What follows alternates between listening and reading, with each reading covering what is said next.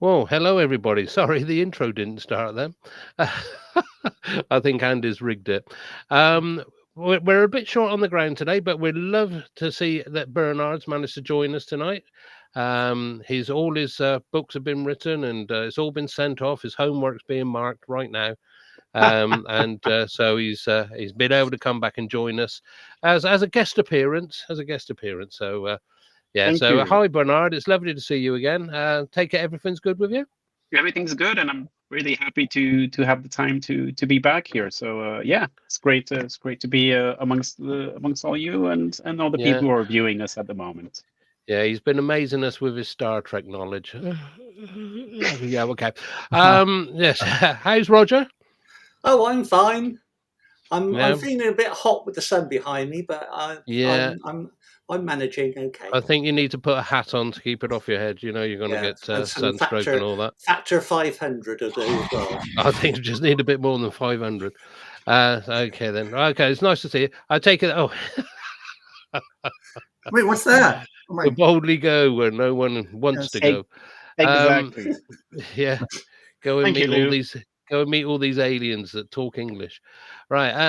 Okay then. Anyway, Lou, how are you? So I know you've been suffering a little bit with the dreaded C, the Oh, COVID. So yeah, just back from Space Weather Conference. So I've got all these notes I have to compile and be talking about it a little bit next week. Otherwise, I'm staying low and watching Star Trek. It's my job. so you go to these conferences, then they give you a pop quiz, do they, at the end?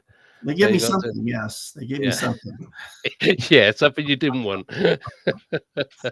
Okay, then. Thank you, everyone, for joining us. For anyone who's new, then it's thank you for joining us, and it's lovely to see you.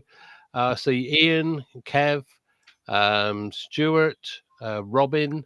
You're all in the chat. Gerard. Lovely. It's so it's all nice to see you. Astro Nubly, Nebulae. I always get that wrong. So it's really lovely to see you joining us tonight. Remember to if you have any questions, to pop them in the chat. Keep everything respectful. That's the only thing we ask.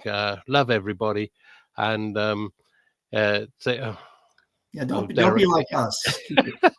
Do as we say, not as we do. Derek's moaning about the adverts. Okay then. So anyway, what we'll do is we'll kick off as usual straight away. We'll go over to Roger, who's going to tell us what's in the night sky over the next week, and what to look for. Okay then. Cheers, then, Rog. Okay, here we go. I'm just trying to put me on. Okay, yeah, you're on. Here we go. Right, here we go for almost the last week of April already. How did that happen? Good grief. So we're coming up to the pink full moon, which is tonight. And there we are. It's a nice image. Yeah. That was last night through. Sorry, is that named after the pop star? Yeah, probably. Yeah. Would be if she had anything to do with it. And some spots from the sun a few days ago. But more on that from Daz later. Yeah. So we're coming away from a full moon to the last quarter towards the end of next week on the moon, if anybody can see it. And unfortunately now through the week at 10 o'clock we see the decline of Orion into the western skies, unfortunately. Yeah. Bye-bye. Bye-bye. That also means we'll also be losing Comet Pons Brooks as well, although it was at perihelion a few days ago. But more on that later as well. Ooh, spoiler alerts galore here. So unfortunately, we are planetless pretty much with what we have in the night sky for a week or two.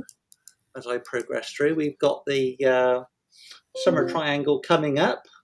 But this you wouldn't be able to see because the sun is up, but it just shows you the lineup of 5 planets rising before the sun does.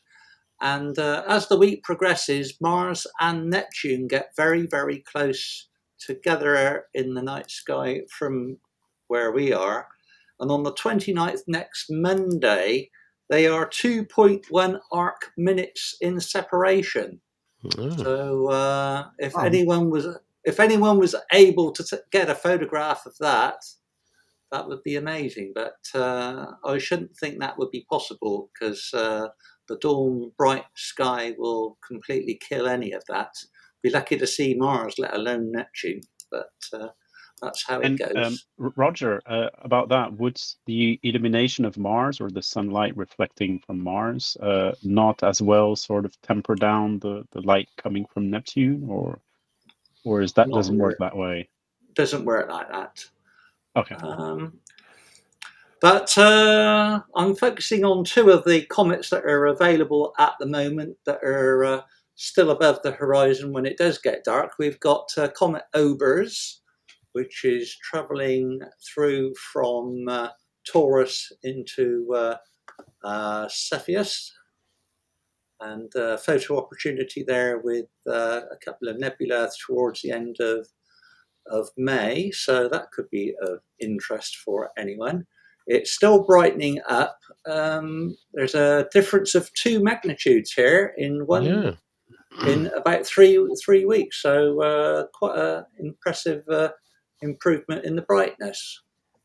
So that's a possibility. And if you want to go over to Virgo, this is the one that might get to where some people are calculating this will be magnitude minus 1.8 in October. But we'll have to see about that. In I mean, October. That's something to look forward to. Minus, so we're sort of talking sort of between Venus and Jupiter brightness, really. So that's Comet A3 Tutishan Atlas. Shun Atlas, yes. Tutishan Atlas, yeah. Although it is still reasonably, fairly well, not naked eye visibility, but it's slowly getting brighter. But obviously, by the autumn, it will be at its maximum, providing it gets to survive its journey inward. And just to go back to that comet, that means that in October it would be bright for many nights. We're probably talking potentially even quite a few weeks where you would have this brightness, correct? Yeah, I mean, if it's going to be at minus 1.8 or so, then obviously it's going to be visibly naked eye for quite a few weeks previous to that, I would have thought. But obviously with its position, but knowing our luck, it'll be, I haven't seen where it'll be at that time, but it might be in the southern hemisphere at that time, but we shall see. Yeah, I'm just anticipating all the cloudy skies of October, and and having at if least it's been like it has already, then it's been pretty terrible, really. So we've got a bit of a interesting lineup for this week's gallery. So the first one is our regular from Jerry DeLay on the Draco Triplet galaxies. Draco Triplet. A Draco Triplet, just for a change. Alice with his usual equipment, the Richie Crichton 6 and his ASI. Oh, look at those. Wow. We've got 3 different types there. We've got an edge-on, a globular, and a spiral there. That is beautiful. That is. And a few other little bits and pieces in the background as well. So very good. Well done, Jerry. Very nice. Oh, I see. Yeah, I see another small one in the kind of upper left. Yeah. Yep. Anyway, very good. Most impressed. And we've got a couple of aurora from Lee down in Cornwall. So this was on the 16th, and he was thinking about going, but he persevered. And this is what he's, Oh, how pretty. Very. Did we have a date on that, Rog? That was the 16th. The 16th. Oh, so that was last week when we were on. Yeah, the Tuesday, yeah. Well, I just want to know, why wasn't Lee watching Space Oddities? You know, come prioritise, come on. Well, he could have had it on his mobile phone. I suppose he could have had it on there. But no, that was absolutely beautiful. That is, you can see the sheets there and everything. You can see the pillars. That is absolutely, well done, Lee. That is fantastic. Hang on, he's got another one. Oh, okay. So it was one 3 days later on the 19th. And That's right, yeah, because there was on the 19th. Yeah, there they are again. And you got some columns showing up in the distance there. Is that a shooting star or a satellite in the I middle? would think that was an aircraft of some description. Oh, okay, yeah, because it looks red, doesn't it? Yeah. Yeah, it's sort of got trails there. Well, that is absolutely fantastic. Multiple images there, all stacked together to get that one. Yeah. See, to be able to see this in Cornwall, it goes to show how strong the geomagnetic storms that have hit us by surprise. I've got to add that by surprise. This one, so this was the 19th, and I think on the 18th we also had a bit of a show, but again they hit quite early, if I remember rightly. But we'll talk about that later. But it just goes to show that these weren't predicted as such. And we'll talk about that a little bit later on. But yeah, that's great. That is absolutely fantastic. Lovely. Love it. Amazing. And we're back to America, where the eclipse happened. And this is one of Kevin's contributions with his equipment.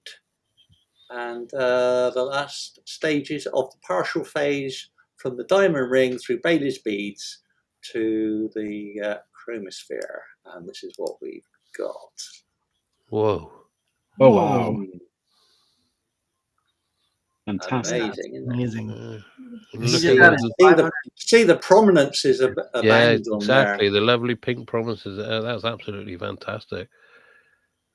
That is gorgeous. And I like I like the composition as well. I think it works very well like that. Well done.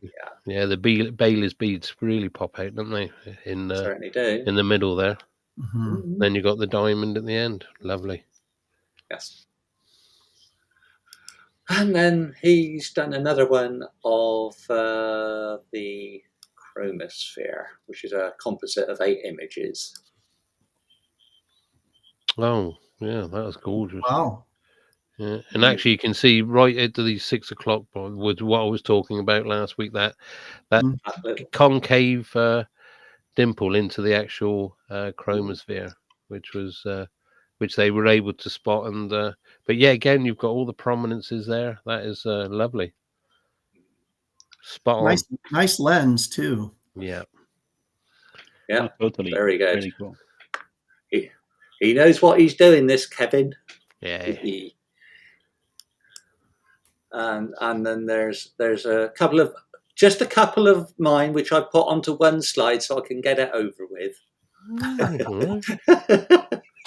Some closer lunar images, just in case NASA need to survey any areas of interest for another mission.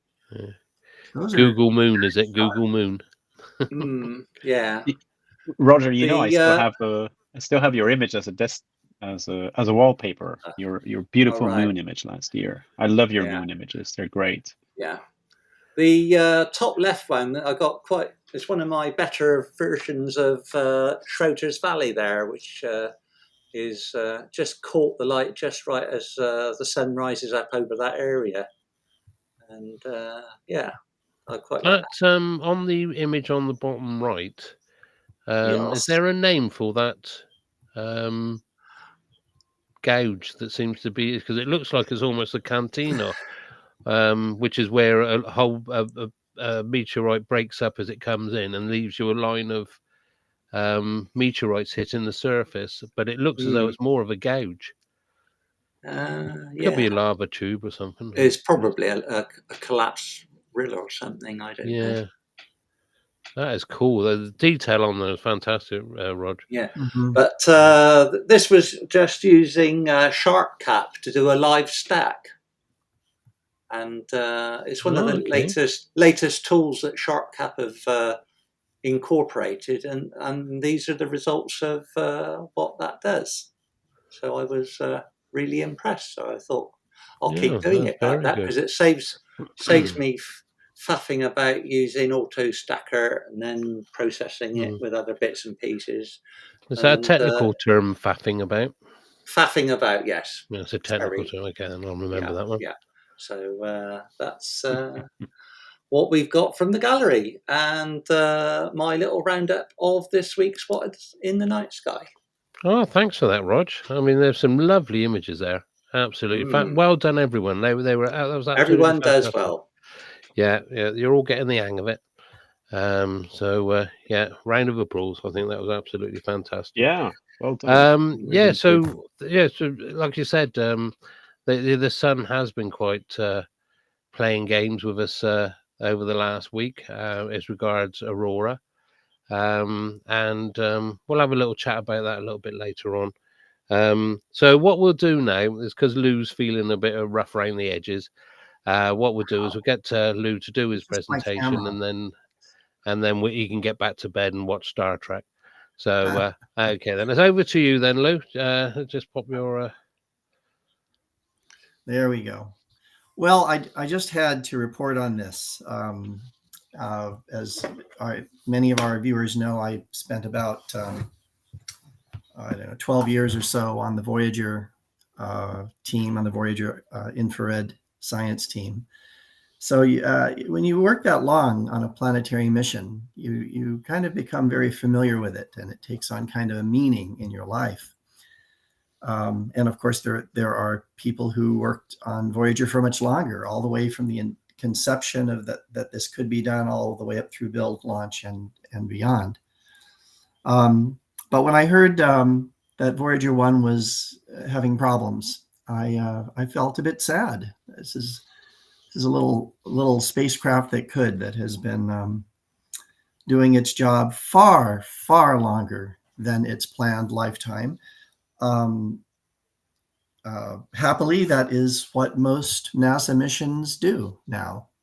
They significantly outperform their original science objectives and their lifetime, and so they just keep on going, as they say. So I just grabbed this one image here. This image kind of says it all. This is an image of a conference room at Jet Propulsion Labs in Pasadena, California. And it looks like they have just received the information from the Voyager 1 spacecraft, some intelligible information on the health of the spacecraft from the FDS, the Flight Data System. And as you all remember, since November, the Flight Data System has been returning kind of random ones and zeros, and they had to sleuth this out. They had to figure out what was wrong. By the way, I don't know all the people in this image, but if you look in the foreground and count from left to right, you see a woman with long blonde hair. That's Linda Spilker. Linda is a Saturn Rings person, and she was our liaison for many years between the Voyager Iris group at Goddard and JPL. These were the days before the instrument teams were taking control of their own command and commanding of the instrument. So anyhow, so she was a very important part of our Voyager Iris team. So what happened? The ground crew, which is slimmed down to just a tiny fraction of what it used to be in the days of the planetary missions, deduced that one, it was the Flight Data System computer, one of 3 computers on Voyager, that was having problems. 2, that it was a hit in the memory of that. There's a bad section of memory in that computer, in that computer's memory. And 3, that it was happening on a single chip. They figured all this out, and it must have been absolutely, just frustrating. They come up with an idea, they put together a plan, they send the command, and it's about a day out for the signal and a day back. So they don't know anything for another 2 days. So, so they figured out that the FDS memory, including part of the FDS software code, was bad. And their solution was to place the affected code elsewhere in FDS memory, but there was no single location that was large enough. So they had to divide it up into pieces and kind of remapped all the other references on the spacecraft computers that referred to these FDF software memory locations, so that they pointed to the right places in the replaced sections. And on April 1st, they got their first indication. This is what this picture was. They got the first indication that the command they sent worked, and that the spacecraft was indeed returning now good, intelligible health data. Okay, the engineering and health data. So their next step is to figure out how to get the FDS system to return good science data. And while it looked like that was an absolutely lost cause for a number of months, it looks quite plausible now. And so it's good to know that it looks like Voyager 1, if nothing else bizarre happens, we'll be in good shape, along with Voyager 2, which is doing fine, by the way, for the 50th anniversary in 2027. So I'll report back as we get new findings. That's fantastic. Fantastic news, that, because, like I say, these are the little probes that are, well, they just give and give and give. It's been unfortunate, as we said, that Voyager 1 seems to like the limelight. He's had lots of little problems and all that, which have to be corrected. But every time that something goes wrong, JPL come together and they find a workaround. It's absolutely amazing. And of course, these, was it 46, 47 years now they've been up in the in space? So yeah, almost 47. Almost 47 years, and it's absolutely fantastic. I remember when they were launched, and all the expectation that was surrounded the whole of the launch. And of course, Voyager 2 was launched before Voyager 1, basically because of the dynamics of the solar system. So yeah, Voyager 2 is trucking away, doing its own thing. It's minding its own business, working perfectly, sending back loads of data. Now I'm not sure, but I think there's with Voyager 2, the only deep sky dish that can talk to it is actually based in Australia at the moment, because of the actual course it's taking out of the solar, well, it's out of the solar system now. So yeah, they're doing really, really well. I mean, the signal from them is very low anyway. So to be able to pick them up and amplify it so that we can actually read this data is absolutely amazing. But yeah, so fingers crossed that we can get another 3 years out of them, and that we can celebrate. We can have a big cake and we can celebrate their 50th anniversary. Right. We'll have a big get together. So these ground crews are these ground command support teams are the unsung heroes of these missions. And of course, there have been a few other difficulties throughout the Voyager mission, including loss of control of the scan platform at Saturn ring plate crossing, and alignment problems with the Voyager Iris instrument as it was approaching Jupiter. And they figure these things out.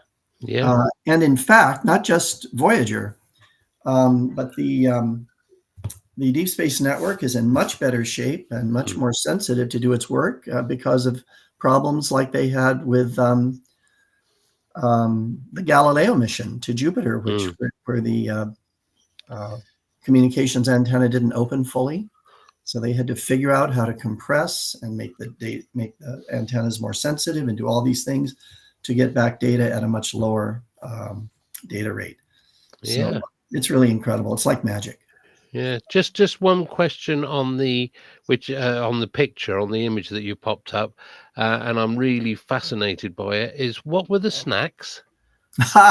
Were they pastries? Are they? So they look like a bulk order from Krusty Kreme by the looks of it. I can see about 4 or 5 boxes there. Yeah, it's donuts. Yeah, well, lovely. They deserve them. Let's put it that way. They deserve them. Yeah. So yeah, thanks for that, Lou. Thanks for that update. And as we said, everyone fingers crossed, toes crossed, everything crossed, that we can get another 3 years out of these lovely little probes, and we can then celebrate, have a big party for their 50th anniversary. Something to look forward to. So that's yeah, absolutely fantastic. Right, thanks for that, Lou. I have I have some questions though. Oh, go on then. Go on, Yeah, Bernard. sure. Sorry. So realistically, I mean, it's, no one really knows, but how long do you think the nuclear powered and RTGs are going to be lasting on? Is it another 3 years? I mean, you said they should be viable for the 50th anniversary, but then what realistically can we hope for later?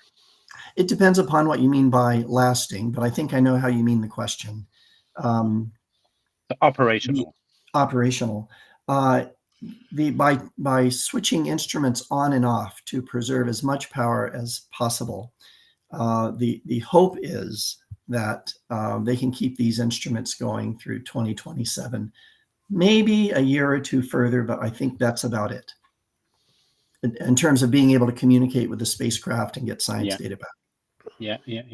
So okay, their life cycle is 50 years, and that's just amazing, as we've been seeing here. And so that's compounded by the distance. I think they're both traveling about 3 AU per year out of the solar system. It's outstanding. It's mind-boggling when you say something like that. Yeah, exactly. Sort of distances you can't imagine, isn't it? No. So it's you can see it on a drawing, a schematic of the solar system, and when they're outside. But to actually imagine that distance is amazing. Can you remember what the time lag is on communications, Lou? It's about right now. It's about 22 and a half hours one way. Oh, dear me. Almost a day, almost a light. Yeah, that's that's amazing, absolutely amazing. Another question, Lou. Do you know if we're going to do something special for just to mark that 50th anniversary? Because it's just an amazing gift for humanity what these two probes and their teams, the support teams such as yourself and others have done. So what does NASA and everyone have in mind to celebrate this? A number of things. I'm sure JPL is already working on this.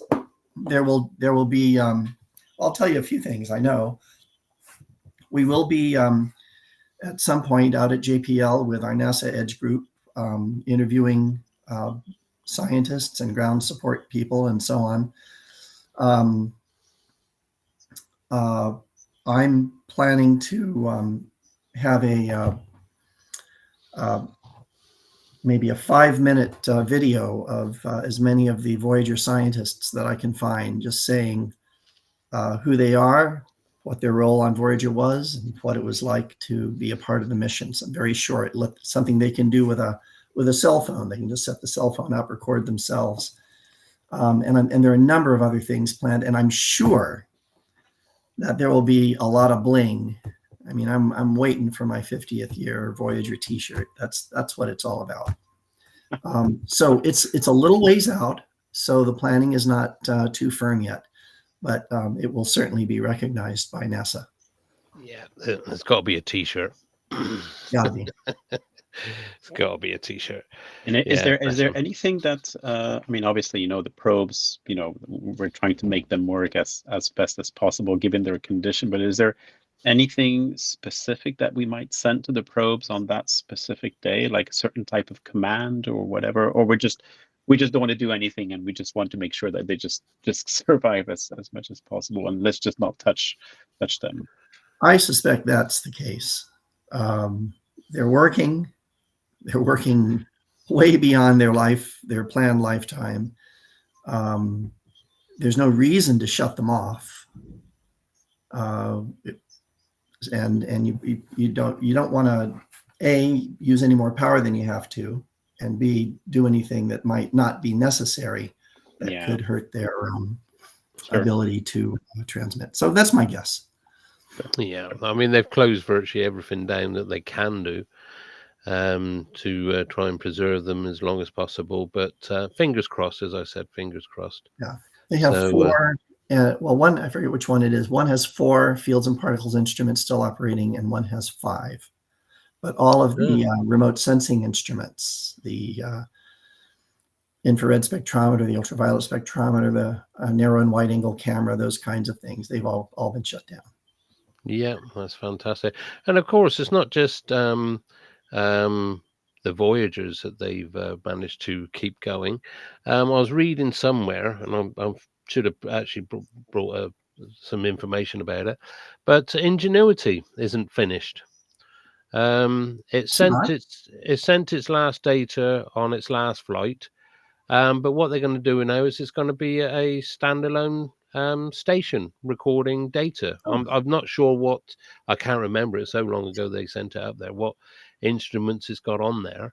But yeah, it's going to be a standalone data collector. So it'll be doing some work in the background. It probably won't do much because I don't think there was many instruments on there, if hardly any at all. So yeah, so it's not come to the end of its little life yet. So yeah, it's I was quite happy to hear that it's not actually just going to be left there. That it's actually going to be useful for something for a little while anyway. Because it probably at some time it'll get out of too far out from its what was it, Ingenuity and Perseverance. Yeah, Perseverance. Get too far away from Perseverance because it communicates through Perseverance, doesn't it? If I remember rightly. So yeah, right. So it's gonna be sat there. It's gonna be monitoring, I suppose, environmental stuff. I suppose using the cameras and things like that. So yeah, interesting. Like I say, and as Lou said, these machines, they're built to last sort of like 4 or 5 years, yet they go on and on and on.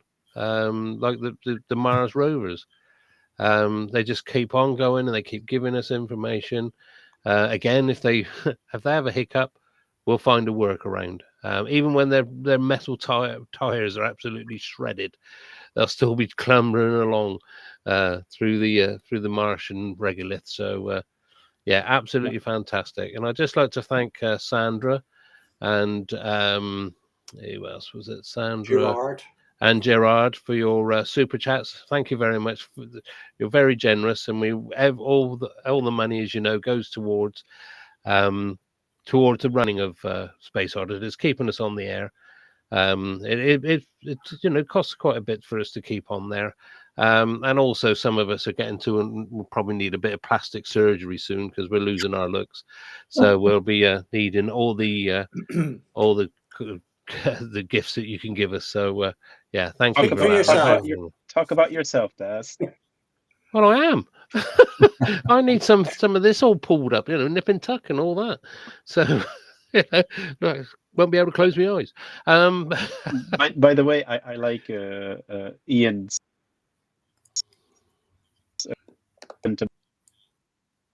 modern. It wouldn't last very long, would it? Sorry, you broke up there? Sorry.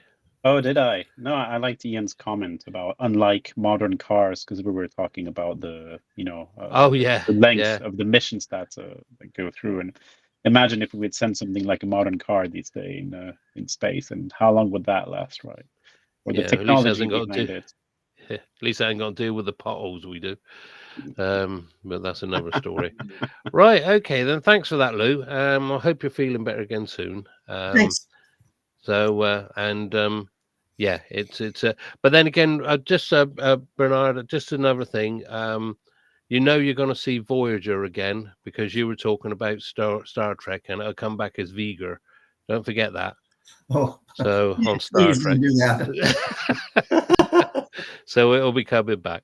So we will see it again. Hopefully minus its disc because somebody's borrowed it, and they're playing Jimi Hendrix and all that, and so getting down to the groove. Rocking aliens, yeah, that's what we want to talk about. Let's rock the aliens. So yeah, okay, then thank you for that, Luke. Thank you for that. Okay, I'll bid you guys adieu.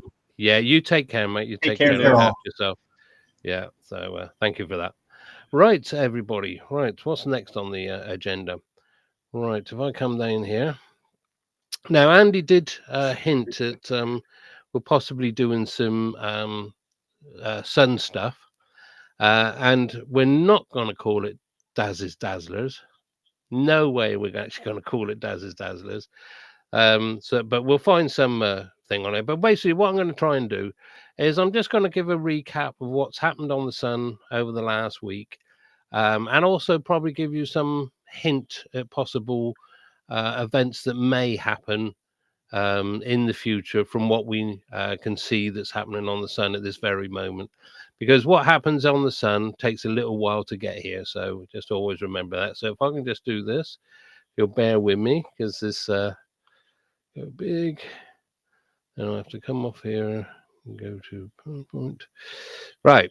Okay then. So as you know, last week while we were actually on air, we were getting aurora alerts. When we first started to get them, it was actually um, still daylight. So we were, and of course, then we came on air, and literally just as we came off of air, everything died down. But I know some people were able to nip out, and as you saw, Lee had some photographs of the aurora on the 16th. Beautiful photographs, to be quite honest. They were fantastic, and that was, like I said, that was in Cornwall. So that goes to show that, and that was a storm that wasn't expected. It wasn't predicted. So on the 16th, the sun's activity was described as moderate. They had 20 in the last 24 hours. The previous 24 hours, there was 20 flares produced. 6 were C class flares, and 4 were M class flares. The largest M class flare was a 4.0 flare from AR 3639. Now, if you look on here, I've put up a picture with all the sunspot regions, the active regions highlighted. So we had quite a bright flare there on the 16th. And also there was a lot of fiery filament action, which you can't see in this. This is a optical light, so we can't actually see the filaments on here. And as I said, aurora was seen at mid latitudes. And when I talk about mid latitudes, I'm talking between 30 and 60 degrees north. So on the 17th, we had the same scenario. As you can see, the sun was absolutely peppered with active regions, with more coming in from the eastern side. So they come around been around for a while. AR 3639, I do believe, was our old friend, 3550, if I remember rightly, and AR 6443 had grown, and it's this scattering of all these here. It was actually breaking up. It was getting so big that they had to put different labels on them and all that. But this area here was going to play a big part on what happened for the rest of the week. But again, that was 3615 in whole time. This is its second time round. The one at the top, it was its third time round. We'd seen him 3 times now. But that one is now beginning to fade. But this one's still showing lots of action and still showing signs of growing. So again, it was still actively moderate. There were 17 flares in 24 hours, 16 C-class flares, and 1 M-class flare. The M-class flare was only a 1.1 flare, and it was produced by AR 3637. So again, it's this one here. And there were 11 active regions on the sun's face, including a new region 3644, as you can see, just coming in on the limb. So there. So the 18th, activity still moderate, 25 flares in 24 hours. 22 were C-class flares, and 3 were M-class flares, which came from 3638, which had an M2.2 flare, M flare, and a M1.6 flare, and an M1.1 flare from AR 3645. So as you can see, this one was all firing up again. In fact, it never stops virtually as it comes all the way across, all throughout the whole of the week. So if you remember the week before last Tuesday, where the sun was completely blank. Again, you can see the sun's covered in sunspot regions. There's some disappearing off on the western rim, and there's more coming around on the eastern limb. What are we on? So we've gone on to the 19th now. I don't know why it did that, but it did. Decided it was going to do it. Again, the activity was moderate. We saw 12 flares, so it died down a little bit on the 19th. 9 were C-class flares and 3 were M-class flares. And as you can see, we had one 2.1 flare from AR 3647 and 2 simultaneous. They went off bang bang, one after the other. M1.6 flares from AR 3643. There was also a large arching prominence and flare seen on the eastern limb, and AR 3647 was still producing plasma jets out into space. So what we'll do is we'll just move on. Now this is the prominence that was seen on the eastern limb. So I'm just going to start this for you. I hope you can see that. Can you see that moving, people? Hello. Yes, we can see it moving. Now, if you watch, It's working. you can see an arch forming, and you can see the magnetic field is pulling up the plasma off the surface of the sun and throwing it into another sunspot. Because remember, these sunspots, one has a positive, a northern polarity, and one has a negative, a southern polarity, and the plasma will flow between the two if it's picked up. Now it sort of calms down, but if you look, you can see this bright region almost at 3 o'clock, and if you watch it, all of a sudden, bang! There was a big eruption on there. So that was on the 19th. So let me just move on. If it will let me. Right, now, as I said, now this is the region that I was on about, the region that we saw 2 weeks ago and was giving us lots of flares and lots of action. Now, what I'm going to show you now is I'm going to start it. It's like a steam train. It's literally puffing off plasma jets all the way across. And it does this for the whole of the week, literally. So here we go. Just watch that area. All you can see is just plasma jets being puffed off. The area to the right of it, you will see there'll be a couple of flares come off of that as well a bit later on. So if you just watch this, I think it's about 24 hours in a minute. But as you can see, it's just puffing off. But as you can see also, they're not Earth directed. You can see the material coming off. It's heading to the south. And so it's going to miss us. And this was the theme all the way through. We had lots and lots and lots, literally probably in the hundreds, of mass ejections, coronal mass ejections, flares, and things like that. The flares did give us radio blackout problems. But this is what it's been doing all the way across. And it's not just this region. You'll see later on that other regions will say, but it's still going. It's still puffing off. It literally does not stop all the way across. It's even blowing stuff up to the top. And remember, these are all different regions. It started off with one region, and it's grown so big that it's separated, and now it's all different regions. So also, as I said, just watch the one on the right, because there are a couple of flares. There's one. And you can see it's associated with a CME, with ejection. You can see the dark area where the stuff is coming off.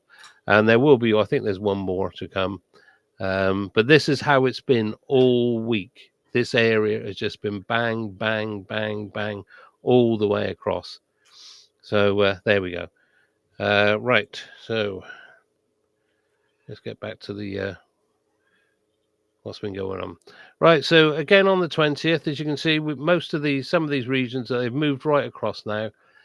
Some are disappearing off on the western limb. There doesn't appear to be much coming around from the eastern limb, but trust me, there is. So again, the activity on the 20th was moderate. We had 22 flares in 24 hours. 21 were C-class flares. One was an M-class flare from AR 3638. And the lead flare producer was AR 3638, which produced 9 flares in that 24 hours. The sun disk has 14 active sunspot regions on the face. It's the largest number of active regions and sunspots on the sun's face for solar cycle 25. And also AR 3649, AR 3650, 3651 were all newcomers. They've come to join the party. So we're nearly up to date. So this was the 21st. The activity actually dropped. 21st, was that Sunday? No, must have been Saturday. So it actually dropped. Because what happened is in 24 hours we dropped down to 14 C-class flares, and sunspot activity regions have gone down to 12 because some have gone off on the western limb there. The magnetic energy from so many sunspots has been created by coronal mass ejections all week. Magnetic energy from so many sunspots has been creating coronal mass ejections all week. Yeah, sorry. Yeah, so they've been firing off all week, the magnetic energy. Sorry, I misread that. CMEs have fired off in all directions. Again, like as I said, none of these were Earth directed. They were not sniper shots. You can see they're going off in all directions, but there's been absolutely hundreds of them.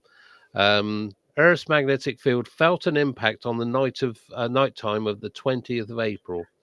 CMEs were enhanced by fast solar winds from a coronal black hole. And again, remember, a coronal black hole is an area on the sun which is darker when you look at it in certain wavelengths.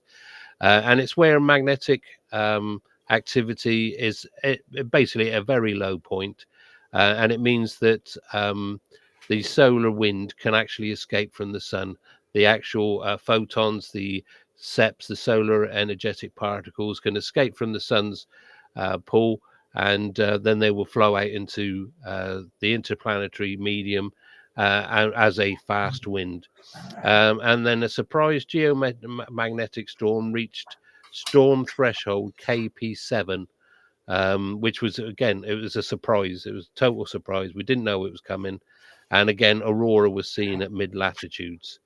So what we got now? 22nd.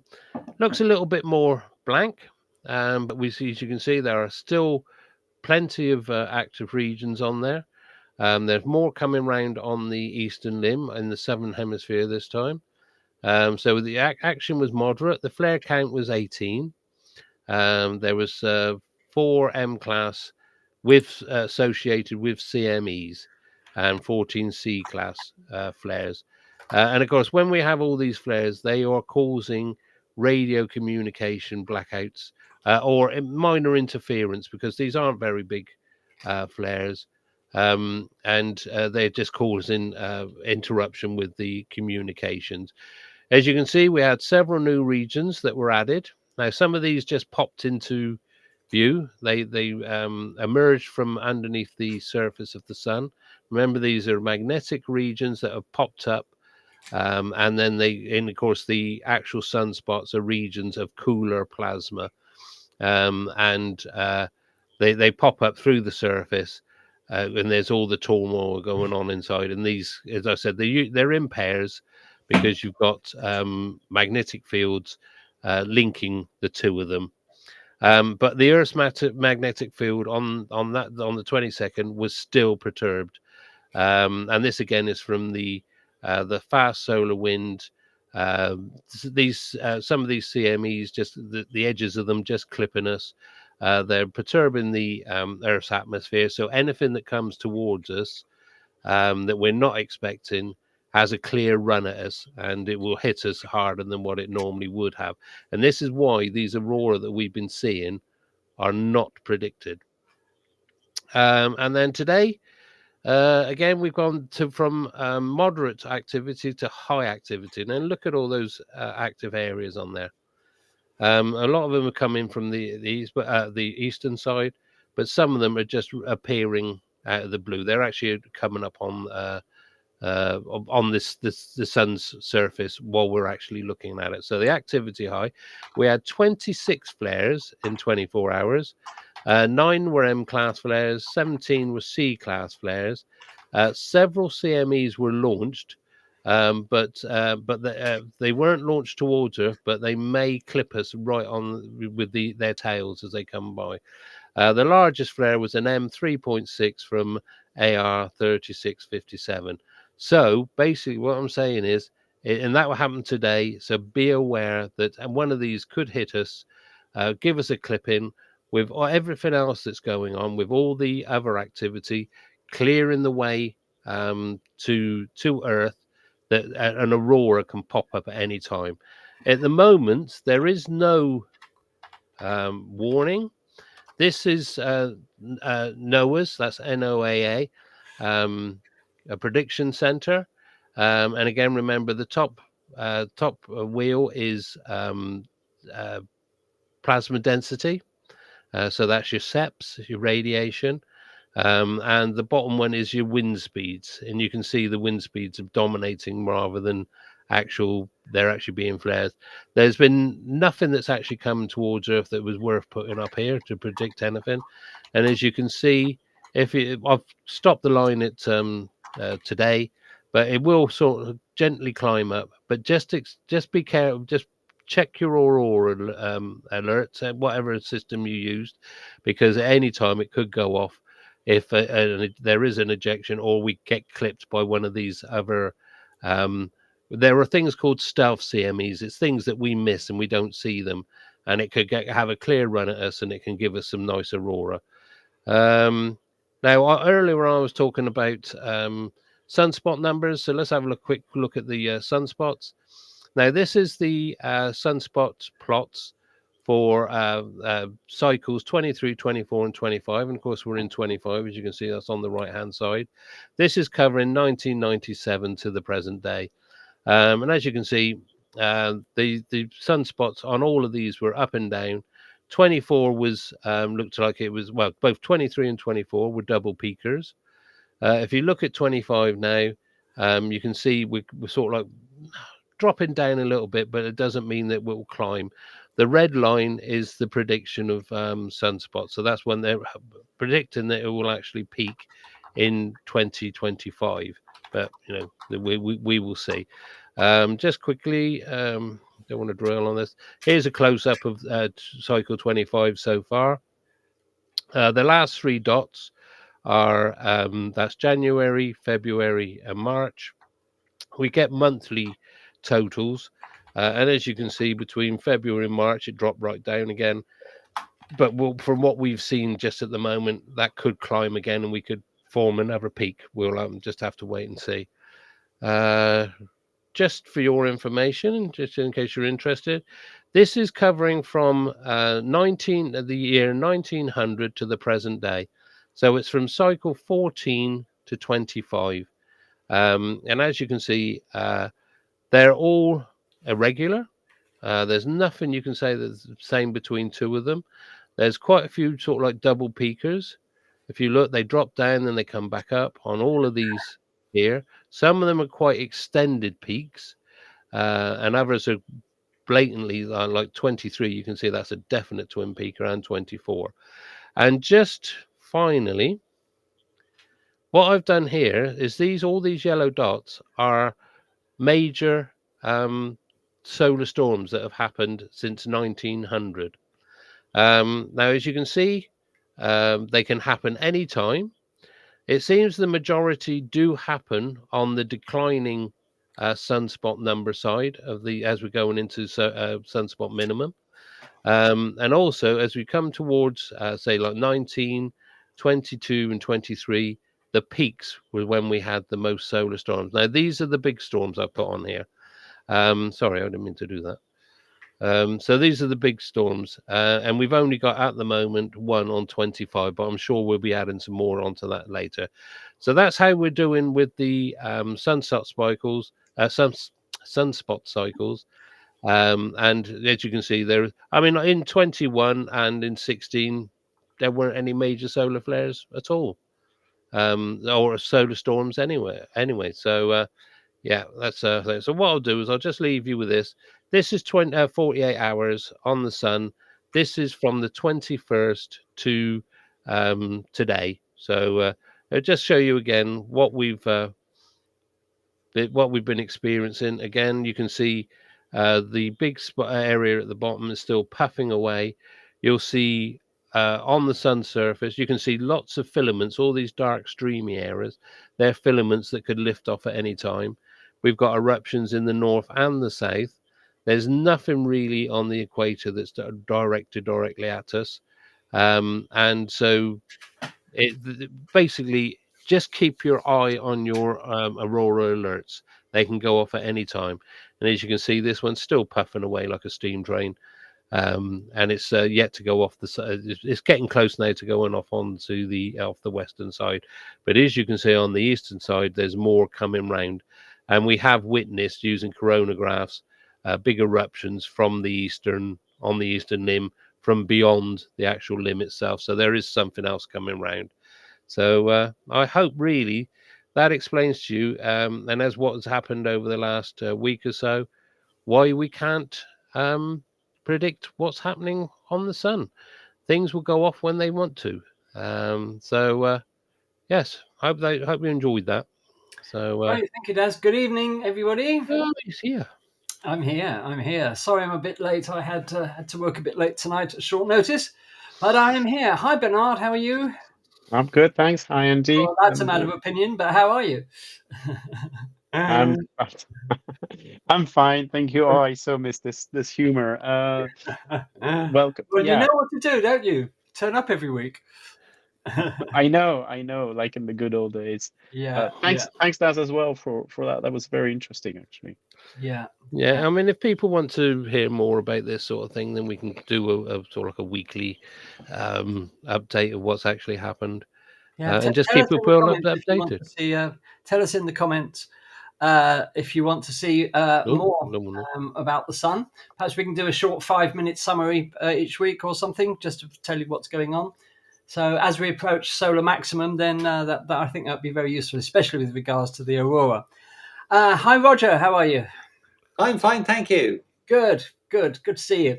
So before the next item, I just want to go through the merchandise, if I may, because with summer approaching, we really want to show you what we've got on offer in the Space Oddities shop. We've got the original design for the Space Oddities T-shirt, and these are £20, including UK postage and packing. Please add £10 to the value of your order, the total value of your order if you're outside the UK. Very quickly, we have the Space Oddities hoodies, and design on the front if it's over the head, design on the back if it's a zipper. These are £40, including UK postage and packing. Again, add £10 to the total value of your order if you're ordering from outside the UK. Now, we've also got the new designs of our Space Oddities T-shirt. Here's the new design on the T-shirt, and this is only available in black, this one, but it looks damn good in black if you ask me. And again, £20, including UK postage and packing. You can scan the QR codes here. You should have seen a link pop up in the chat as well, and it's also in the description of this video. We've got the lapel design T-shirts with the Space Oddities design on the lapel. Add £3 if you want a longer version of that, but again, £20, including UK postage and packing. If you want to look at any of these and look through the whole range, then you can go to the Space Oddities shop, where everything is on display. Scan the code, look in the chat, or read the description of the video. So that's it. If you would like to support us in all we try to bring you here at Space Oddities, then you can always buy us a coffee, and that QR link will take you to the website where you can buy us a coffee. All contributions gratefully appreciated and go towards keeping our channel running and bringing you what we do, which we absolutely adore doing. Otherwise, we wouldn't do it. And also the link will be in the chat and in the description of the video. So just leave that up for a few seconds. What we've got next, something a little different for you viewers. By the way, I hope all you viewers are okay out there in YouTube land. Hope your week's going well. Happy St. George's Day. It happens to be St. George's Day here in Catalonia as well, because we share the same saint, and the same day. Now, I was looking into why St. George's Day in Catalonia in Spain and St. George's Day in England fall on the same day, because that seems a little curious to me. And I looked into it, and it's simply because today is meant to be the day when St. George died. So his death is celebrated, if you like, in both countries. And I've had lots of students this week trying to tell me that St. George was Catalan. And I've obviously given them short shrift with that. Of course, he wasn't English either. By all accounts, looking into it historically, if he existed at all, he was Turkish. He was a Roman legionnaire born in Turkey and died around 303 AD. And that's your history of St. George for the day. We have a tradition in Catalonia that on St. George's Day, if you're with a partner, the woman buys the man a book and the man buys the woman a rose. So today we've had roses on sale everywhere. The air has been thick in Girona with the scent of roses, and it's absolutely lovely. Needless to say, I didn't buy a rose. I stole one from a neighbour's front garden, but I'm just like that. So there we are. Moving on now. What I thought we'd do this evening is something a little different. I've been looking through a lot of my space images, and I've got a folder with about 8,000 images in, and I thought I'd share with you tonight some of my favourites. It's a bit of a challenge for the panel to identify some of them as well. So why don't we make a start? So these are some of my favourite images of the cosmos. I'll move through them fairly quickly, and let's see if you, the viewers, any of your favourites are in there. So just off the top of your heads, panel, I know it's is literally off the top of your heads. If you could think of one space image that would be your favourite of all time, is it possible to do that, or are there just too many? Ooh. I got one. Yeah. Okay. Well, while you're thinking, viewers, if you like to put your favourite space image in the chat, if you've got one, if you can think of one, let's see if it's in my list. Okay, Bernard, shoot. What have you got? Pale blue dot. Ow. Sorry, what did you say? Pale blue dot, right? Pale blue dot. Yes, absolutely. Right. The ultimate classic one that not only has, scientific value, but more importantly, philosophical and absolutely. it just shows where we are, and not only that, but also who's the person who instigated it, Carl Sagan. Yeah. And the difficulties he had to convince the scientists to get about and doing it. And there's just a whole history behind this picture. Absolutely. And the history behind the program and everything. I think there's just so much that ties in just to that single picture. And in addition to all that, it's just a wonderful picture. Like from a visual point of view, it's just outstanding. So I think it ticks all the boxes. Absolutely, it does. A mote of dust suspended in a sunbeam, as Carl Sagan called it. That's us. That's Earth. Yeah. We know the speech. Don't go through the whole thing. Okay. What about you, Roger? Anything? I was thinking of, is it Bruce McCandless's Untethered? Oh, yes. Flights from the, yeah. Quite like that. Yeah, that's a good one. What about you, Daz? I think it would have to be Earthrise. Earthrise. Well, that's come up. Derek happens to have that as his favourite. Great minds think alike, Derek. Yeah. Which one does? Because there's the black Apollo and white 8. one, and then the coloured one. Oh, the coloured one. Oh, the coloured one. Got to be the coloured one. The Apollo one, then. I mean, the black and white one, you can get some crayons and colour it in if you want, but yeah. No, it's absolutely. So Ian says Buzz Aldrin by Neil Armstrong. Yeah, which absolutely. is a classic one. Kevin says Buzz Aldrin classic shot standing on the moon, or the pale blue dot. Yeah. So we seem to be all thinking alike out there, which is great. Well, you'll be pleased to know that neither of those images fall into my list.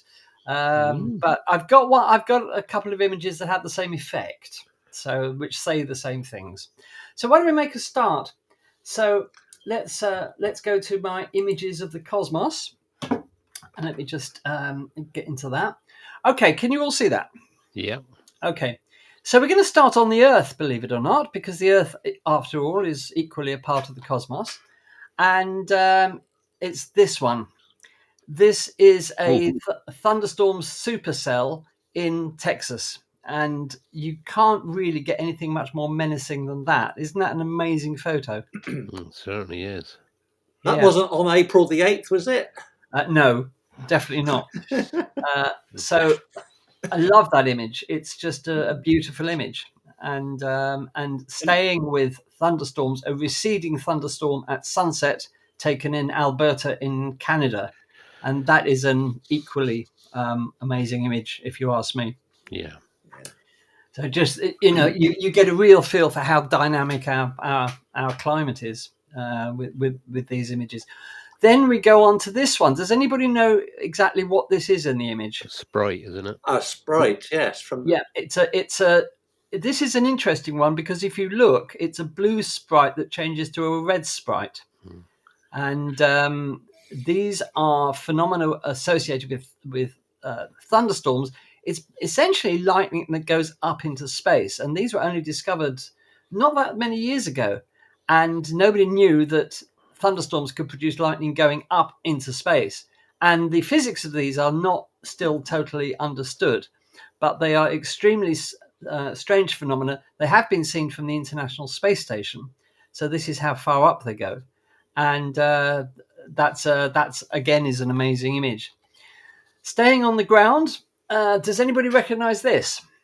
Looks like a fireball, isn't it? This is is it?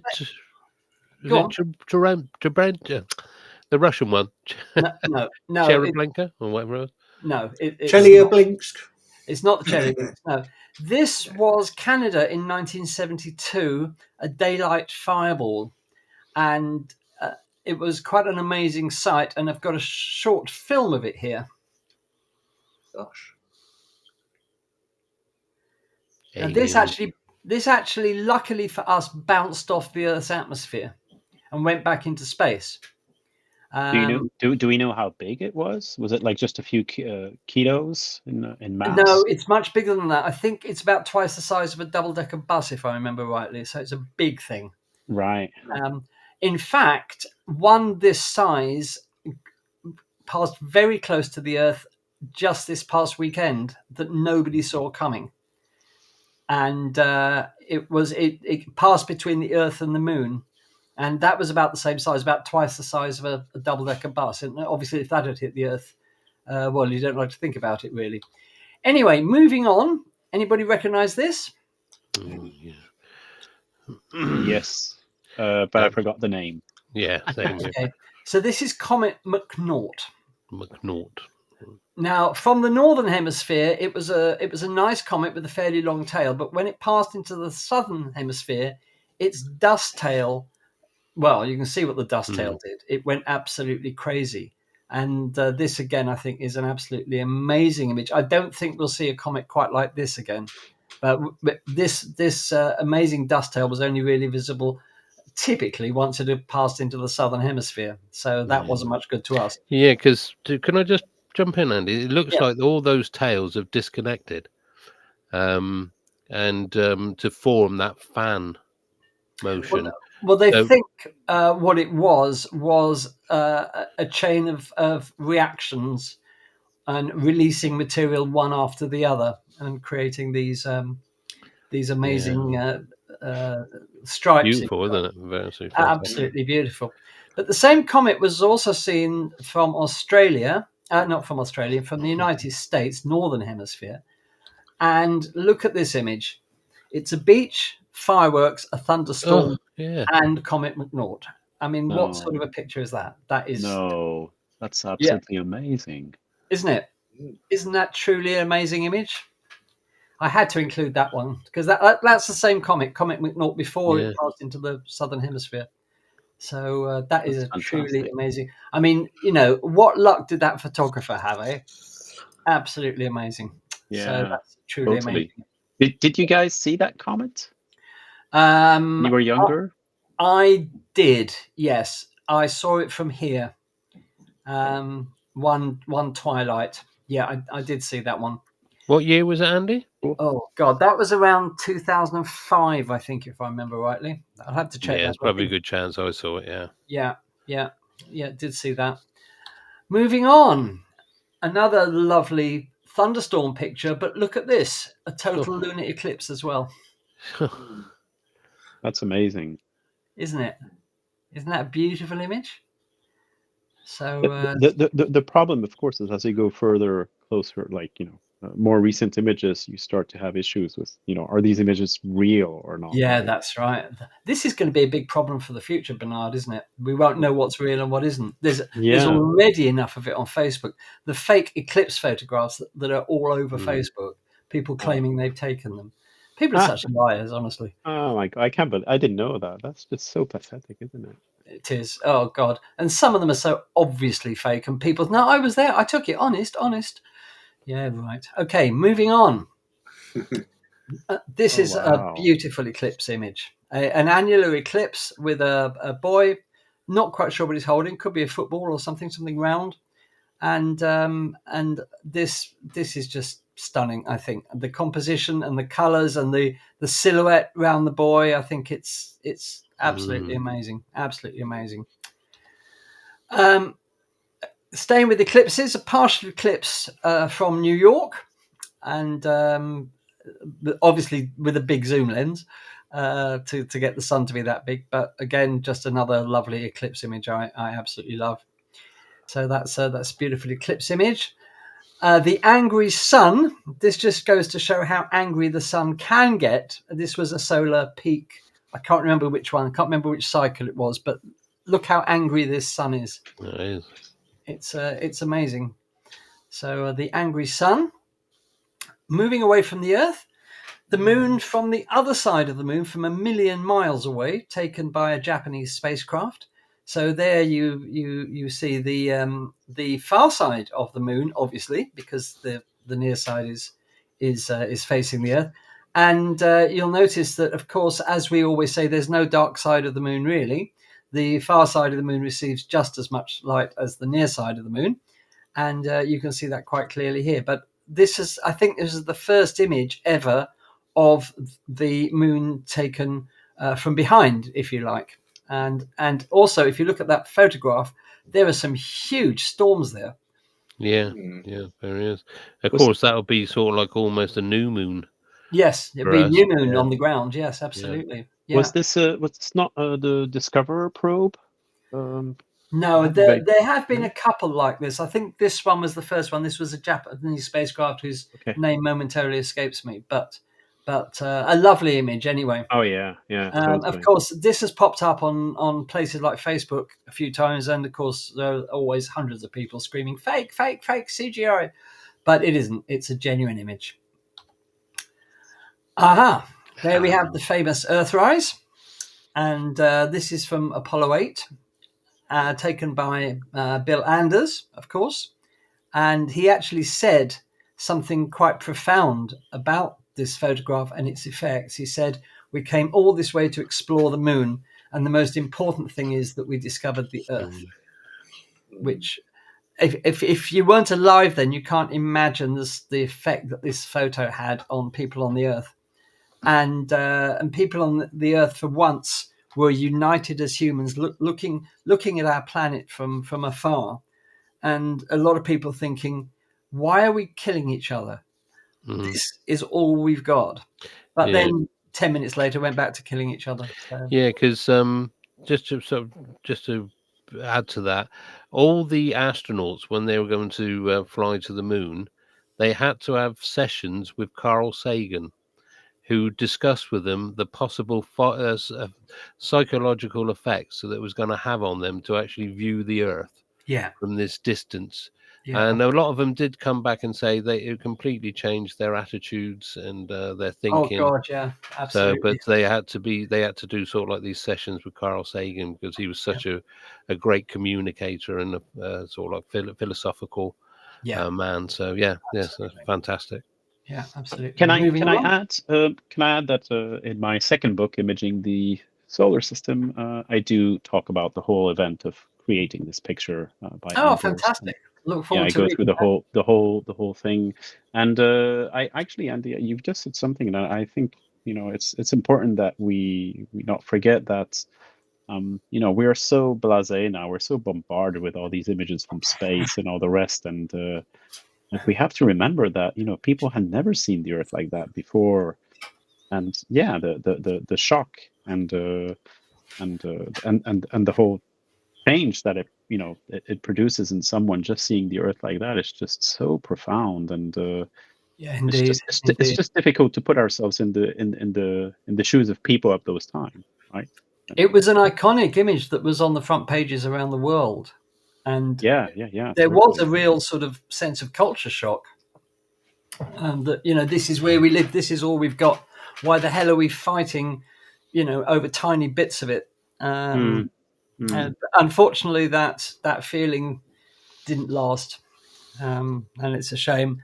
And of course, if we had carried on going to the moon and beyond, if people had travelled further, I think the world would be a better place for it, because there would have been lots of moments like this. So I there agree. we are. And of course, then we have the famous footprint, Neil Armstrong's first footprint on the moon. That has to be included. So there we are, the first footprint on the moon. Staying with the moon, this is Apollo 17, I think. And this for me sums up the lunar landscape perfectly. Yeah. This magnificent desolation, as I think Buzz Aldrin called it. And it's just absolutely amazing. Those hills in the background are just, absolutely. And they look smooth and quite low, but they're not. They're very big. They are very big. But mountains, the fact that they are smooth, yeah. This was a bit of a revelation, because if you look at old sci-fi art from the 50s and 60s showing the moon, all the mountains are really sort of spiky and sharp, with steep angles. And when we got to the moon, of course, this didn't appear to be the case. On your right, of course, is a crater, and which was investigated. Well, the edge of it was investigated by the Apollo 17 astronauts. Well, I still think the astronauts were disrespectful. That's a disabled parking spot they're in. You can't park there, mate. Okay, moving on. Moving on to Mars, the classic Viking image of Mars from 1976. Still, I think, the best image of Mars, the whole planet, with Valles Marineris scraping its way across the Martian surface there. You get a sense here of how big it is, with the Tharsis region on the left, with the Tharsis bulge, with the enormous volcanoes, of course, on the left. A truly amazing image of Mars, I thought. Beautiful, absolutely beautiful. And staying with Mars, this is an unnamed crater on Mars, with sand dunes in the bottom of it, which I think is again a beautiful image, shows the beauty of the Martian landscape. And here's some more on Mars that have been taken. I think these are from the MERS, the Spirit and Opportunity rovers. And it looks like the one from Opportunity, actually. Yeah, I think it is Opportunity. Yeah, and this one as well. This is a really alien landscape, isn't it? It's really strange. Well, I was just thinking, actually, it looks like the Grand Canyon, Red Rock. But I think the color of the sky makes it look very alien. Martian sand dunes, again from one of the MERS, the Martian exploration rovers. No, that's from Dune Part 2. Yeah, it is. Well, no, it's actually from Dune Part 3. I got a sneak preview. So there we are. What about this one? A sunset on Mars. Curiosity, indeed. This is what the sunset looks like from Mars, and I think that's absolutely beautiful. And you can see visibly that the sun is smaller from Mars. You can definitely see a size difference. But what an image, eh? What an image! And this one is, I think, another Curiosity image. And if you look at the layering of the rocks here, there's a lot of geology to be discovered there. Obviously, that's telling a story going back billions of years. And this one I love. This is really a haunting image. This is a Perseverance image, I believe. And it's, with the color of the sky and the bleakness of that landscape, I think it's an amazing image. So that's Mars. Moving to Jupiter, of course, the moon Io against the backdrop of Jupiter from Voyager 1. And again, this looks like it could be a CGI image, but it's not. This is an actual image from Voyager 1. Lovely image of that intensely volcanic little moon Io against the enormity of Jupiter. This is how we got used to seeing Jupiter during the Voyager period. But, of course, we now know that when you get up close, it's like this. And these are Juno images. And you can see the difference in resolution, first of all, between Voyager and now. And Bernard, I know you know a lot about that.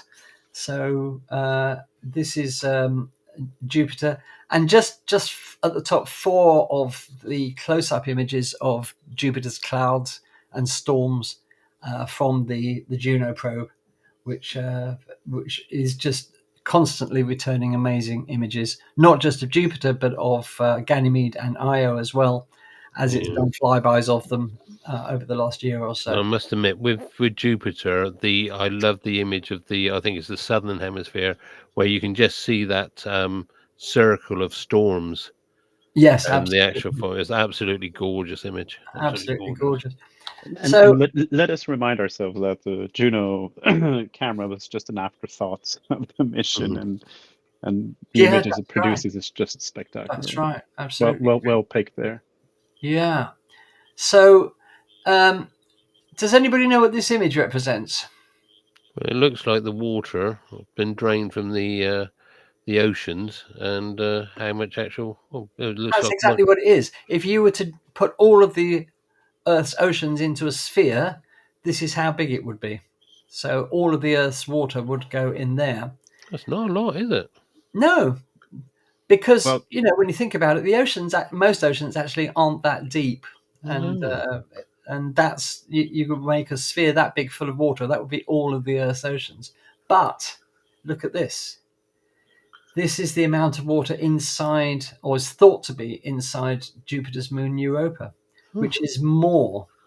So inside that ocean, inside Europa, there's more water than all of the Earth's oceans combined. That's fascinating. And that's just a lovely illustration of that. So can't wait until we get the JUICE and the Europa Clipper out there to investigate Europa more. Why is the water on Earth over the US? I mean, they already have so much already, and I don't think it's fair. Can I make a shrewd guess that it's because that graphic was done by an American? Yeah, they monopolize everything. Yeah, they do. They do. There we are. So that just shows, a comparison between Europa and the Earth. That is amazing. I didn't know that. That's fascinating. Yeah, absolutely. But the Earth is an arid planet, if you think about it. It's a terrestrial planet, one of the inner planets, and the composition of water in relation to rock is just so minimal, and you can clearly see it here. So yeah. Yes, absolutely, you can. Yeah, it's amazing, isn't it? Then we have, of course, Saturn from Cassini. Beautiful image of Saturn. There's another one. Quite a surprise was that the northern skies of Saturn are blue because of reactions with I think it's basically helium, and it gives Saturn's northern hemisphere blue skies. And there you have it in more detail. But look at that, the tiny moon Mimas against the blue skies of Saturn. The dark lines, of course, are the shadows of the rings. The rings are shown at the bottom, and their shadows are across the planet. And that little tiny moon Mimas just hanging there in the blue skies of Saturn. This is one of my favorite Saturn images, without a doubt. I could look at this forever, this image. At the North Pole of Saturn, we have the polar hexagon, which is this weird storm that is a perfect hexagon that's been raging for God knows how long. And just to show you, each side of that hexagon is 13,800 kilometers long. That's the scale of it. And here you see a time lapse of that enormous system sort of rotating. And this was totally unexpected 2 questions. How does a formation that big manage to retain its shape? Why is it a hexagon in the first place? Oh, and the third question, why isn't there one at the south pole of Saturn? So these are questions that are as yet unanswered. But if you think of the scale of that, each side of that hexagon, nearly 14,000 kilometers long, it's absolutely amazing. And a beautiful backlit Saturn. And if you look in the gap in the rings, you'll see a dot, and that's us. That's the Earth in the rings of Saturn. So again, it's quite a thought to see our tiny world like that, so far away and so tiny in the vastness of space. So there you are. Saturn has some weird moons, as Cassini found out. This is Hyperion. It's looks like a sponge. Its craters, if you want to call them that, are filled with dark material, which is very similar to the tholins that we see on the surface of Pluto and its moons, and especially Charon. And why are the craters here sort of vertical? It's because this is actually this is material that is not very dense. So instead of the crater making a big bowl-shaped depression, it just goes straight down and creates a cylindrical hole. And this is thought to be the reason why it's like that. Of course, everybody's favourite, if it's not Europa, it has to be Enceladus. Strongly suspect, well, no, I think we can say definitely now there's an underground ocean on Enceladus with geyser-like activity, much like the black smokers in the North Atlantic Ridge. And there are some images of the famous geysers or fountains of Enceladus shooting out ice particles and water vapor into space for a large distance from this underground ocean. So again, a place for exploration. You can see that the surface is very young because it's very likely cratered, which means that this material falls back onto the surface of Enceladus, resurfacing it. And also this material forms Saturn's E-ring. The material that does escape into space and doesn't fall back forms the E-ring around Saturn. And that was only discovered, the reason for that was only discovered by Cassini. And there's a closer look up at the fountains of Enceladus. That's a lovely image. This is Titan through the rings with Mimas, I think it is, in the foreground. A lot of these photographs were never processed in colour, and I'd love to see this one in colour because I think it's quite a haunting image, the moon Titan seen through the rings of Saturn. The hydrocarbon lakes on Titan, made of ethane and methane, glinting in the sun. This was conclusive proof that they were there. They've strongly been suspected of being there before Cassini, but Cassini proved that these lakes actually exist, full of liquid hydrocarbons. We'll get a good look at those, hopefully, when the Dragonfly probe, the rotocopter, gets to Saturn in around 2034, in about another 10 years, and it's going to investigate these. I can't wait for the images.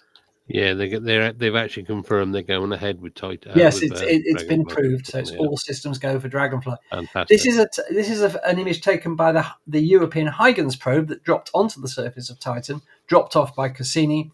This was taken as it descended through Titan's thick nitrogen atmosphere. Weird-looking place, obviously.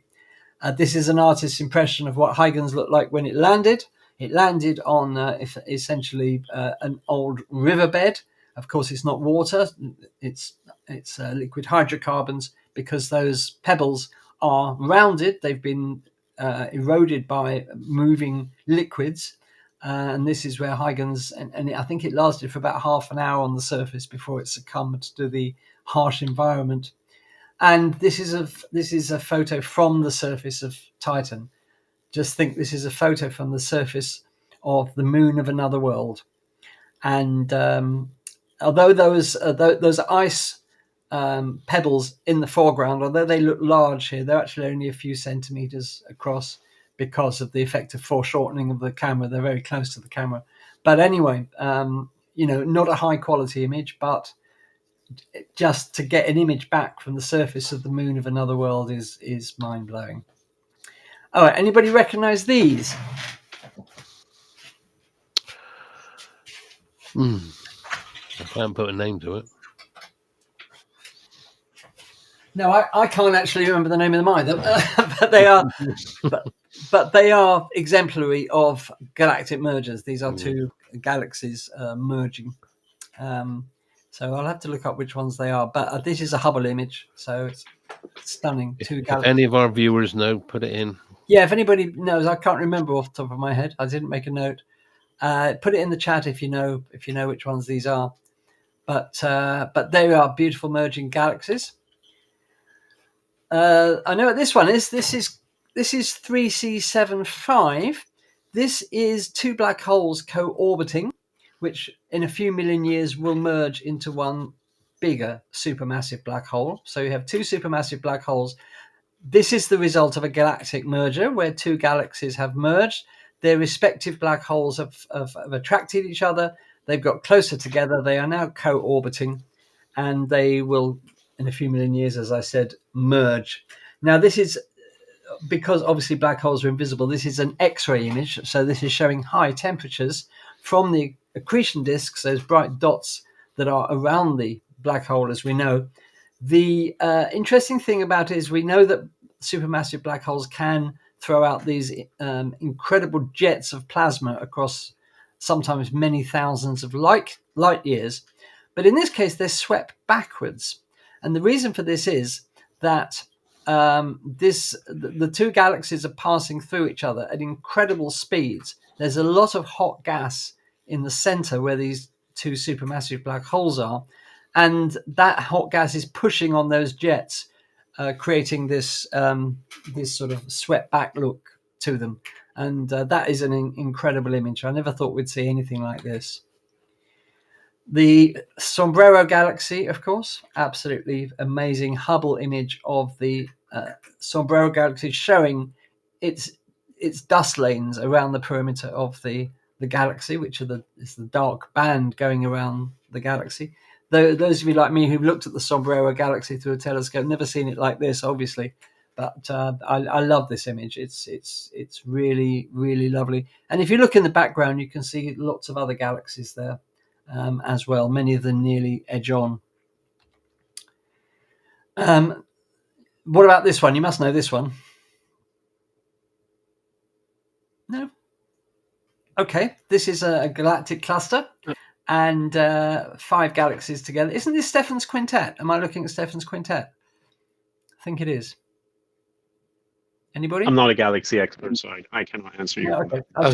Sorry, I'm talking, but I've got my microphone muted. Yeah, it's Stephan's Quintet. Yeah, I thought it was. Yeah, Stephan's Quintet, famous cluster of galaxies, which the JWST has been investigating as well. And there we have a lovely image of Stephan's Quintet.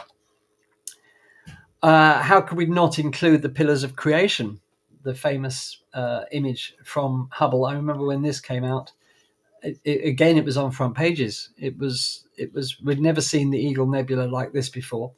At the top, which is the inset picture, huge star forming region. From top to bottom of this image is about 6 light years, which you can't really understand how big that is, but you see this intense star forming region.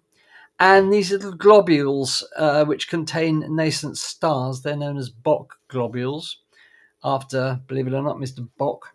And the strong glow is actually ultraviolet light pushing gas away from the stars. They are going to be stripped of their gas, which means some of those stars won't actually survive because of the sheer pressure of the ultraviolet light from the other stars, because they're all nascent or very young stars. But an amazing image, and one which again is iconic. This is the first ever image of an exoplanet, the first direct image of a planet orbiting another star, the 2M1207 in Hydra. The original image on the left and the zoomed in version on the right. And it is clearly a planet. It can't be anything else. So for those people that think we've never had direct images of exoplanets, think again. There are actually quite a few of them. But this was the first ever. This was in 1994, I believe, somewhere around there. And this was pioneering for its time. So that's the first ever planet directly imaged around another star. It's a Jupiter-sized or bigger planet, obviously, otherwise we wouldn't be able to see it. This is the famous ALMA telescope in Chile, in the Atacama Desert, 66 antennas, built by America's National Science Foundation, but it shows the Magellanic Clouds, which are visible from Chile. The large and the small are left and right, respectively.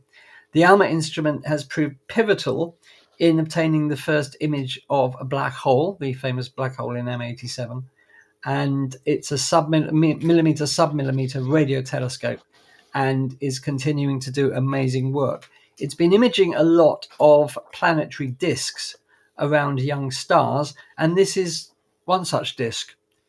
And only ALMA has been able to get the resolution to do things like this. You can see this is a disk of material around a young star, and the black rings are where new planets are carving out dust, giving you the black rings as they orbit around. And that, again, I think is an amazing image. Now, as we're in the solar system, we should talk about Pluto. This was taken as New Horizons was moving away from Pluto after its close flyby. The mountains there in the foreground are made of pure ice, and you can see them even on the horizon. They stand out. So these are water ice mountains, pure water ice, as strong as steel or maybe even stronger at those temperatures. And this is, I think, is a lovely image. This is basically the terminator on Pluto, sunset on Pluto. And you also notice the banding around the image of Pluto, which are the many layers in Pluto's atmosphere that were found by New Horizons that nobody suspected were there or expected. And we still don't truly understand what's going on with those different layers in Pluto's atmosphere.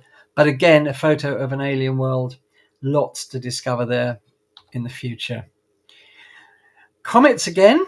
This is the famous Comet 67P taken by Rosetta, the double-lobed comet, probably made from two cometary chunks that came together very slowly and merged together into one comet. And Rosetta spent a long time, and I'd just like to remind people it was European, and long time studying this comet and gave us some amazing images. Released the lander Philae, of course, which was going to land on the comet and do all sorts of valuable scientific work. But unfortunately, the harpoons that were meant to stick in the surface to anchor it to the surface in the incredibly low gravity didn't fire.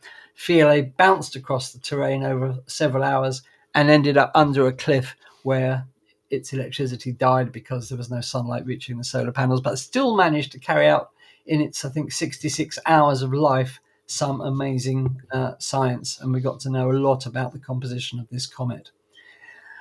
Now, what about this one? You know what this one is, don't you? Eta Carinae. Eta Carinae. Yes, in the southern hemisphere. This is a system that has undergone violent eruptions. The material that you're seeing here, the two lobes here, resulted from an eruption in 1897, if I remember rightly. And this was thought to be one massive star, but it's now thought that it's actually a binary system underneath all that dust.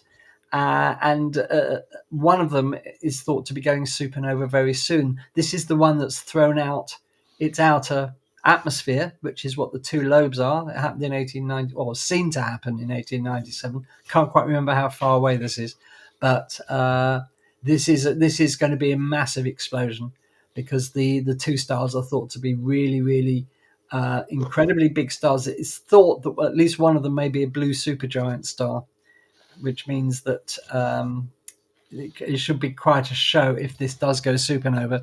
I'm not sure if it would be visible to the naked eye, but we can check it out. Amazing picture. Coming towards the end now. Hubble Deep Field, of course. every single one of the dots in this image is a galaxy. They look like stars, but they're not. Every single dot is a galaxy. And the way that this was taken, astronomers wondered what would happen if they pointed the Hubble telescope at a seemingly empty area of sky in Ursa Major and left the shutter open for about a month, and this is what they got. This was a real shock, how many galaxies there are in this image. All sorts of different galaxies you can see here, ranging from the elliptical to the majestic spirals. And this was, again, an iconic image. It's since been redone with better equipment, better telescopes, and it remains, however, an iconic image. And how could we not include this iconic image of the first ever image that humans have taken of a supermassive black hole, or any black hole? This is the famous black hole in M87, imaged by the Event Horizon telescope, to which the ALMA telescope was, as I said earlier, a major contributor towards getting the resolution of that. If you look at the 10 o'clock position and the 4 o'clock position, you can see that there are two jets, as we talked about earlier, as we saw with the two supermassive black holes, 3C75. Now, the one at the 4 o'clock position, this one shoots out 5,000 light years into space. This is the power behind this black hole. And just to give you an idea, this black hole rotates at about 97% of the speed of light.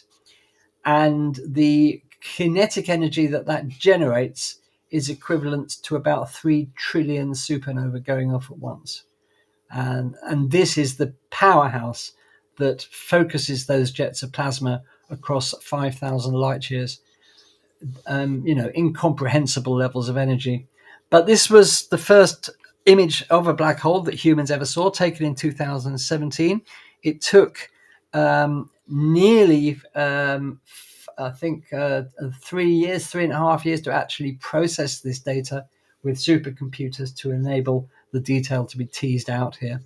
And of course, we must show you this one as well. This is our local supermassive black hole. This is the black hole in the middle of our own galaxy, the Milky Way, 26,000 light years away, much, much smaller than the M87 black hole. And whereas the M87 black hole has a mass of about 56 million suns, our local supermassive black hole only has about 4 million suns, so it's a bit of a wimp. And there we are. So, amazing image of our local supermassive black hole. And this one, this is the first detection of gravitational waves from the LIGO Hanford and LIGO Livingston gravitational wave detectors in the United States. And the historic first detection. And what you're seeing is the merger of two black holes about 1.2 billion years ago. And this will go down in history as the beginning of a new science, which is what gravitational wave astronomy is. So an historic image. Can't show you anything, of course, but this is the signal from both the observatories, virtually identical.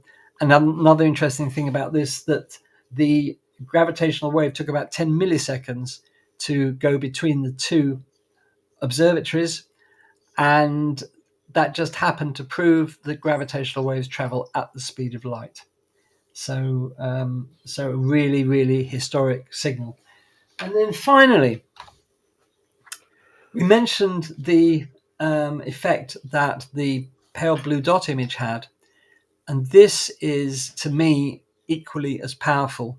It shows how far humans have come since we were primates on the plains of Africa. And now we're here. We're going out there into the cosmos. And this astronaut, so I can't remember her name, it's temporarily escaped me. The look of wonder and amazement on her face, I'm sure she's reflecting on the same thing, just how far humans have come. Obviously, an image from the International Space Station. So there you have it, viewers. That's my pick of right, fantastic. So there's the ones there that you may not have seen before. Yeah, fantastic. That was. Yeah. So Yeah, there we are. We might, as I said, I've got nearly 8,000 images tucked away, so we might do another one at some point to pull out some more of them. So there you are. Robin came up with an interesting thing.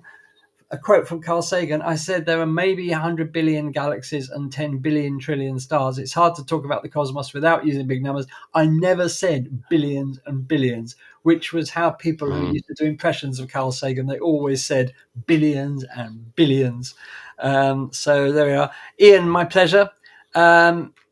Rachel, glad you enjoyed it.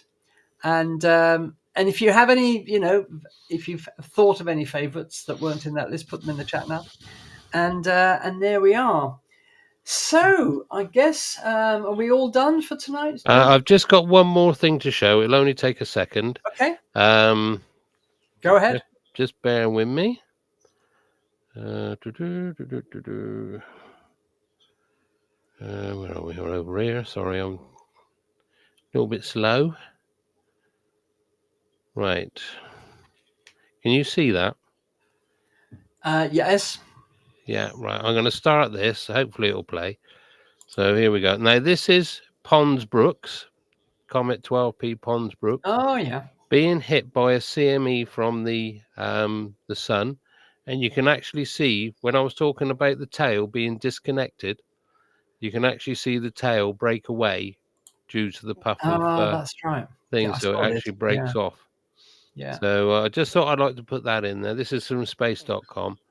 And you can see it actually disconnects itself from the actual the comet itself. So I just wanted to put that in there because I thought it was a fascinating image, and it was lovely to see and to catch something like that. So yeah, great, lovely, I'll stop amazing. that there and stop sharing.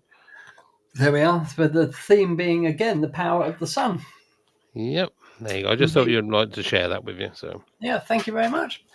Okay, right. Well, I think we'll bring things to a close for this evening. We'd like to thank you all for staying with us to watch Space Oddities this evening.